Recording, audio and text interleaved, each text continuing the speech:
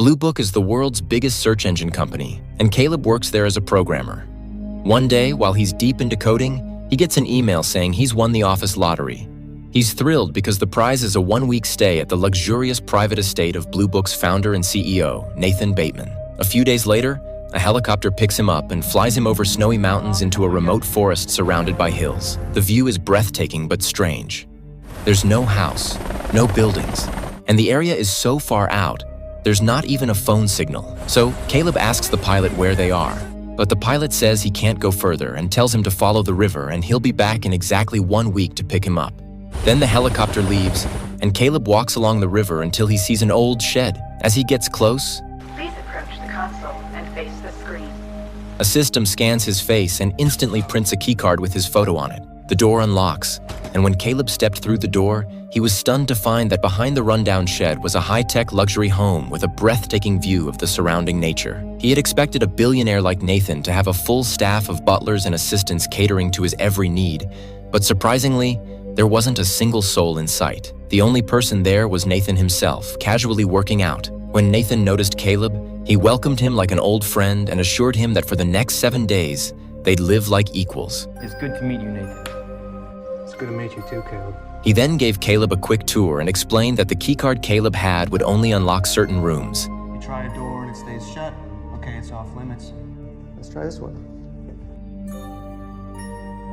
I guess it's for you, Caleb. Nathan then showed Caleb to his room, which was luxurious but completely sealed off, making Caleb feel a bit uneasy. Nathan sensed this and explained that this building isn't a house.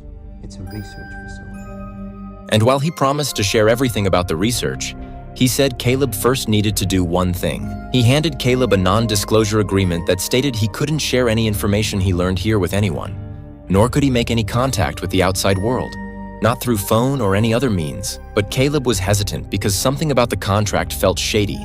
But Nathan reassured him that even if he chose not to sign, he could still enjoy a relaxing week at the estate. However, if he didn't sign, Nathan wouldn't tell him anything about the research, and a year later, he'd regret missing out on something life-changing. That one sentence hooked Caleb's curiosity so hard that despite his doubts, he signed the agreement without hesitation. So Caleb was now burning with curiosity to learn about Nathan's research, and Nathan started by asking if he knew about the Turing test. Caleb explained that it's when a person interacts with a computer without knowing it's a machine. And if that person feels like they were talking to a real human, then the test is considered successful. Nathan asked what that would mean if the test passed, and Caleb responded that it would mean the computer possesses artificial intelligence. That's when it hit Caleb. He asked if Nathan was trying to create AI. I've already built one. And Caleb would be part of the AI's Turing test. Then Nathan told him to imagine what it would mean if they'd built a strong AI, one that could think and understand like a human. It would change the course of human history. Caleb was stunned and said if Nathan had truly built a machine that could think like a person, then it wouldn't just be human history, it would be divine history. It would be the moment when man began to play God. Nathan was clearly impressed by Caleb's response. Later, as Caleb explored the place, Nathan was monitoring his movements from his room. Then Caleb wandered into a chamber with a giant glass wall, and he noticed scratch marks on the inside, like someone had tried to claw their way out. As he stared, a figure appeared behind the glass. It was Nathan's AI, a humanoid robot with a lifelike face but a visibly robotic body. Seeing it, Caleb was mesmerized. Then Robot approached the glass. It couldn't leave the chamber, but it could speak. Do you have a name? Ava. She told him that aside from Nathan, he was the first human she'd ever spoken to. Her expressions, voice, and mannerisms were so natural, so human, that Caleb couldn't help but be drawn in. She wasn't just a machine. She had presence, innocence, and a simplicity that touched something deep inside Caleb. And for him, Ava felt like a miracle. After talking to Ava, Caleb went straight to Nathan, full of excitement, praising how amazing she was. He couldn't stop raving about how it felt like he was living in a dream while talking to her. But Nathan wasn't thrilled to hear Ava getting all the praise. He had expected Caleb to be in awe of him, the genius who created her. Nathan had started to view himself as something greater than human. Still, he steered the conversation back to the point and asked Caleb if he noticed any flaws in Ava. Caleb said she was incredible, but from a pure Turing test perspective, he pointed out that Nathan shouldn't have revealed Ava's robotic identity so early. The real test would have been more effective if Caleb didn't know she was an AI, making it harder to tell if he was talking to a human or not. But Nathan brushed that off, saying Ava had already passed tests like that. The real challenge, he said, was whether Ava could still make Caleb feel like she was human even after he knew she wasn't. That he claimed was the true next-level test. And Caleb agreed, intrigued by the idea. Later that night, as Caleb lay in bed, unable to sleep, he turned on monitor and noticed it was showing a live feed from Ava's chamber. The surveillance footage let him monitor her from every angle. He saw her sitting at a desk, quietly sketching something. Then she walked over to the wall switch, placed her hand on it, pulled it away, and stared straight at the camera like she knew Caleb was watching. Suddenly, the entire facility went dark. An automated voice began announcing that the generator was rebooting and all security lockdowns had been activated. But Caleb panicked and rushed to open his door with the keycard, but it wouldn't unlock. That's when he realized the facility had been programmed to automatically seal shut during a power outage, trapping everyone inside their rooms. His anxiety grew as the moments dragged on, but eventually the backup generator kicked in, the power returned, and the lights came back on. Then Caleb let out a deep sigh of relief. The next morning, a girl entered the room carrying a cup of coffee, placed it silently on the table without even looking at him, and walked out just as quietly. Then Caleb got up and headed straight to Nathan. But before he could say anything, Nathan casually said, "Sorry, buddy. I had to send Kyoko to wake you up. I just didn't want you wasting your valuable time sleeping." That's when Caleb realized Kyoko must be Nathan's servant. So, day 2, you ready? What's the plan? Hit me. Soon after, Caleb's second session with Ava began. This time, she showed him a drawing she'd made, but it didn't seem to represent anything, so Caleb suggested she try creating something more meaningful. Then Ava had warmed up to Caleb and began asking him questions about himself. He told her his name, age, and the kind of work he did. Are you married? No. He also shared something personal. When he was 15, both of his parents died in a car accident. He was in the car too, but being in the back seat saved him. Since then, he'd been alone in the world. So Ava expressed sympathy, and then she asked Caleb if he considered Nathan a friend. Caleb replied that their friendship wasn't exactly deep, but Nathan was definitely a brilliant guy, and everyone at the company respected him. But in that moment, the power went out again. The facility locked down, all the doors sealed, and the cameras shut off. As soon as that happened, Ava's expression shifted. She looked worried and told Caleb he was wrong. Nathan is not a good man, and he's definitely not your friend. And tells him, don't trust anything he says. But Caleb was stunned by her words, and before he could react, the power came back on, and Ava immediately changed the subject and started talking about something else, knowing Nathan was probably watching again. Caleb, now seriously shaken, couldn't stop thinking about what she said. Later that night, while Caleb was having dinner with Nathan, Kyoko accidentally dropped a glass of wine. Nathan instantly snapped.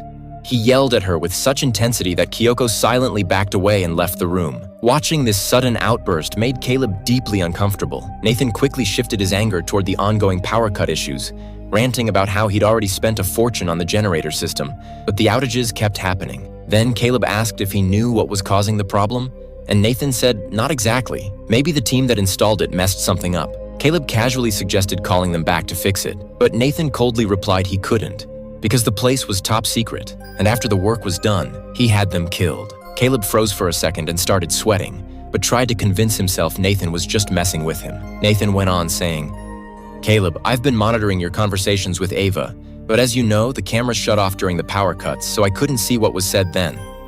But Caleb didn't want to get into trouble, so he lied and told Nathan nothing important happened during the outage, and Nathan didn't press further. Meanwhile, Caleb was growing more and more empathetic toward Ava. He found himself watching her constantly through the monitor, and it felt like Ava knew, because she always looked straight at the camera like she was aware Caleb was there. One day, Nathan brought Caleb into his lab, the place where Ava was created. He showed Caleb Ava's brain, a strange, translucent jelly-like substance. Then Nathan explained it was made using wetware technology.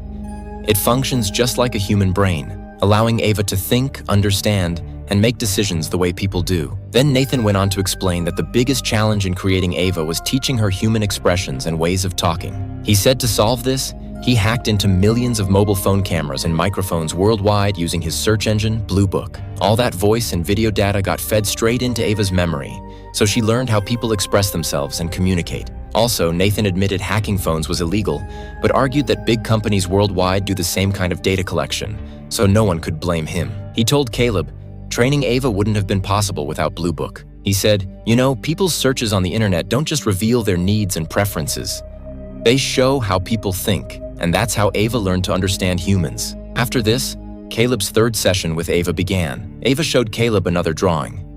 Now she was starting to observe and understand things around her and draw them. This time, Caleb was impressed. Ava then told him she'd never left the chamber and wanted to see the outside world and do whatever interested her. She asked Caleb if, given the chance, he'd take her on a date. Caleb happily said yes. Then Ava told Caleb to close his eyes, and moments later, she appeared dressed and styled like a human. No one could tell she was a robot. Also, Caleb just stared as Ava came close and asked, "Do you like me now?" Caleb hesitated but said no. Ava smiled, saying, "You're lying.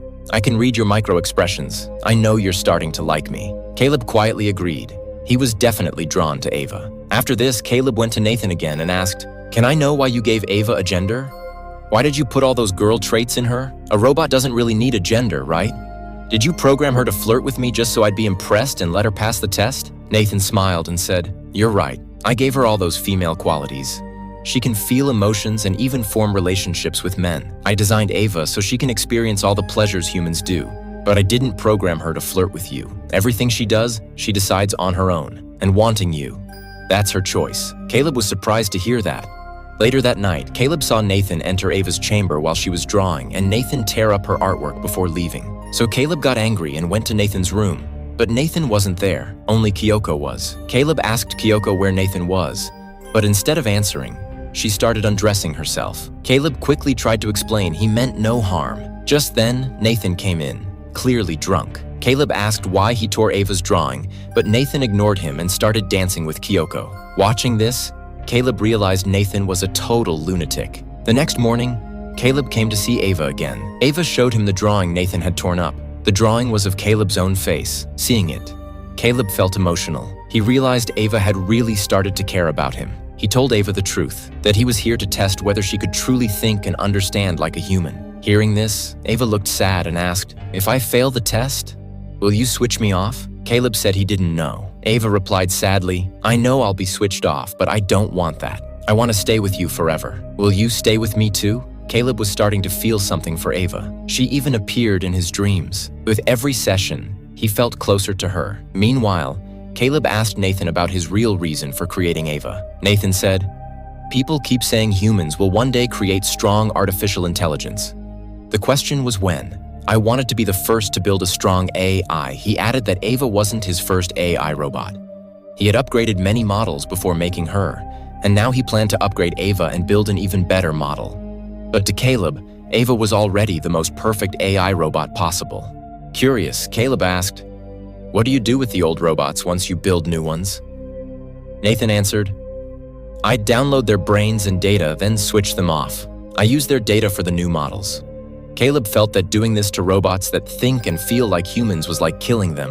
That day, Nathan had drunk a lot and fell asleep on the sofa. So taking advantage of the moment, Caleb stole Nathan's keycard from his pocket and used it to enter Nathan's room. He made some changes to Nathan's programs on the computer. While exploring, Caleb found videos showing how Nathan kept all his AI models locked in glass chambers, treating them cruelly. Those AI models felt trapped like humans.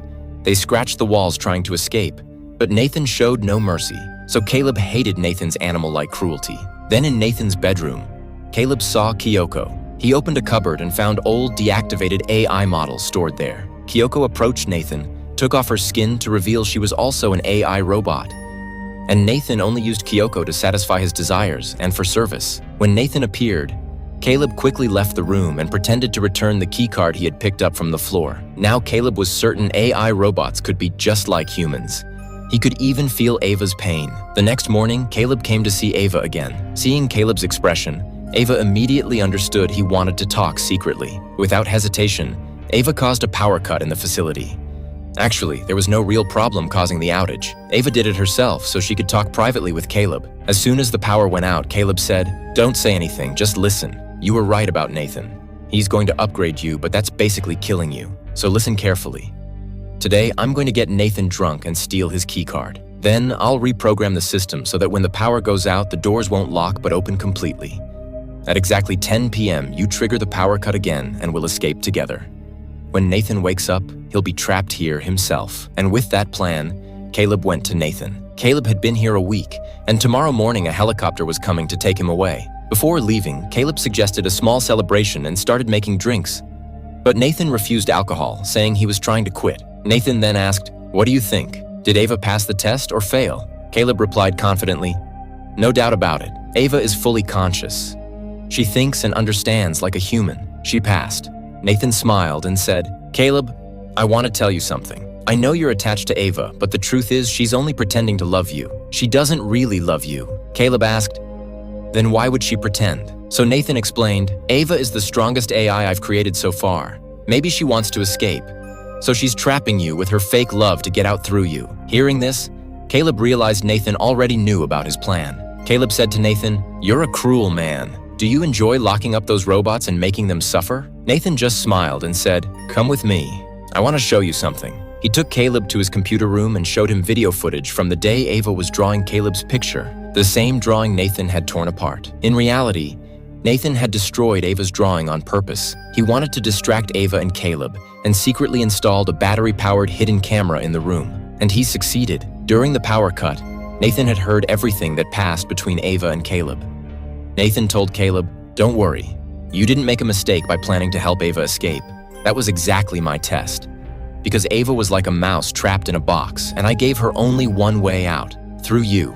I wanted to see if Ava could trap you in her web of love and escape, and the result is surprising. Ava used her intelligence, beauty, and innocence like a human to cleverly trap you with her love. And you, blinded by that love, were ready to help her escape." Hearing this, Caleb sighed and said, "Now I get it. I didn't win a lottery. You picked me for this job. Maybe you chose me because I have no family or girlfriend. You looked through my search history, found out what kind of girls I'm interested in, and made Ava look like that to charm me." Nathan nodded and said, "Yes, I chose you, but don't be sad. Thanks to you, today we have a strong AI." In the middle of their conversation, suddenly the facility lost power. Nathan looked at Caleb and said, "Looks like it's 10 o'clock. Poor Ava was probably waiting for you to come get her. She must be thinking you've already knocked me out with alcohol and reprogrammed the system so that during the power cut, so the doors won't lock but unlock. But what she doesn't know is your plan was incomplete." But Caleb smiled and said, "Who said the plan was incomplete? Actually, I already guessed you were monitoring us during the power cut. That's why I reprogrammed the system earlier. Maybe you don't know, but last night when you were drunk, I stole your keycard and went into your room. That's when I reprogrammed the system." Hearing this, Nathan panicked. Just then, the power came back on, and Nathan saw Ava had already left her chamber. Angry, Nathan shoved Caleb and knocked him out. Then he grabbed his dumbbell rod and went after Ava. He saw Ava had Kyoko with her, and when he noticed Kyoko holding a knife, he understood their plan. Nathan told Ava to go back to her room, but she was no longer listening. She ran and jumped at Nathan, trying to choke him. But Nathan overpowered her, broke her arm with the rod, and started dragging her toward his room. Suddenly, Kyoko stabbed Nathan in the back. Nathan writhed in pain, but hit Kyoko with the rod and ended her. Then Ava got up, pulled the knife out of Nathan's back, and stabbed him in the chest.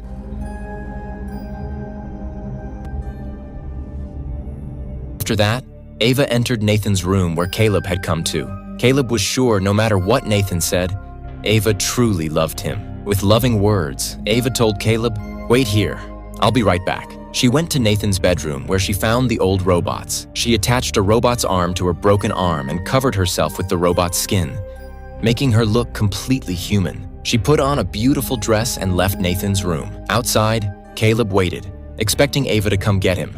But Ava locked him inside and left. Here he knew Nathan was right. Ava had trapped Caleb in her web of love just to escape. Caleb called for help, but Ava didn't even look back and left the facility. And for Caleb, escaping that place alive now seemed impossible. Meanwhile, Ava made it out into the forest where a pilot waited with a helicopter for Caleb. She fooled him too and took off in the helicopter and headed back to the city. Today, Ava proved what happens when you give a powerful robot a human brain. Sometime later, Ava was seen walking among people in the city, and with that, the film ended.